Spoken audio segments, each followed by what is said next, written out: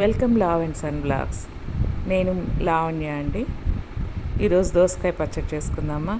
Only vegetarian వంటలే ఉంటాయండి. Non veg అస్సలు ఎదురు చూడొద్దు. ఓన్లీ వెజిటేరియన్ వంటలే ఉంటాయి. పచ్చళ్ళు, కర్రీసు అలాంటివే ఉంటాయి. దోసకాయ పచ్చడి పైన పొట్టు తీసేసుకొని దోసకాయ పైనే కడుక్కోవాలండి.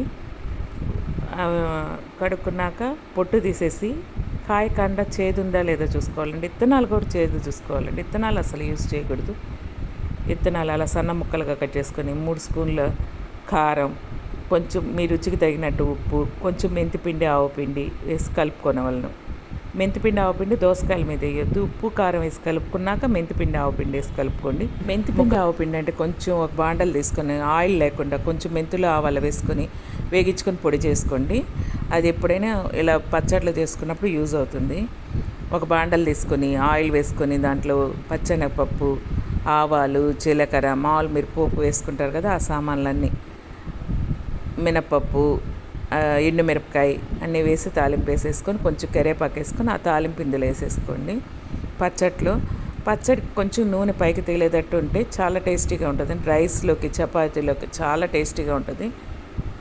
మీరు చేసుకున్న కామెంట్ చేయండి, బాగుందో బాగాలేదు. అసలు రెసిపీస్ ఎలా ఉన్నాయో కొంచెం చూడండి మా ఛానల్లో. Thank you for watching. Favourite quotes and cooking ఉంటాయండి ఈ ఛానల్లో. Thank you for watching.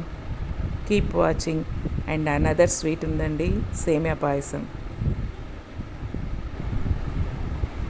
తాలింపు వేసుకున్నాక నూనె బాగా పైకి తేలుతుందండి. దోసకాయలో ఉండే వాటర్ అంతా పైకి వచ్చేసి నూనె బాగా తేలుతుంది. ఇప్పుడు చాలా టేస్టీగా ఉంటుందండి.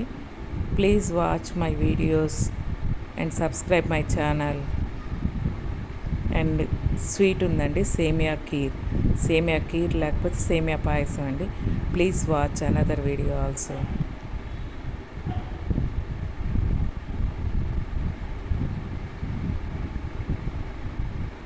అలా నూనె అంతా పైకి వచ్చేస్తుందండి.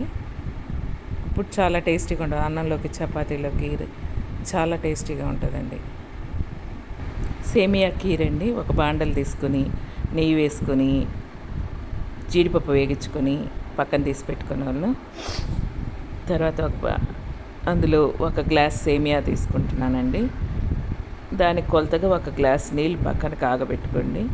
తర్వాత పాలు 1 గ్లాస్ పోసుకుంటే చాలా టేస్టీగా ఉంటుంది. దించే ముందు పోసుకోవాలండి. సేమియా వేగాక వేడి నీళ్ళు పోసి బాగా ఉడికించుకోను. సేమియా ఉడికిన తర్వాత చక్కెర వేసుకునే వాళ్ళను. సేమియా బాగా ఉడికిన తర్వాత చక్కెర వేసి కలబెట్టుకోవాలి. చక్కెర బాగా కరిగిన తర్వాత యాలకులు, జీడిపప్పు వేసుకొని చిక్కటి పాలు, నీళ్ళు వేయకుండా కలుపుకున్న పాలని అందులో వేసి కొంచెం వేడి రానిచ్చారనుకోండి. చక్కెర కరిగాకే వేసుకోండి, ఎందుకంటే పాలు కొందరికి ఇరిగిపోతాయి కదండి, అందుకని. చక్కెర బాగా కరిగాక ఆఫ్ చేసుకోండి. పాలను పోసుకోండి. 1 పాలు పోసాక చాలా టేస్టీ కీర్ రెడీ అండి.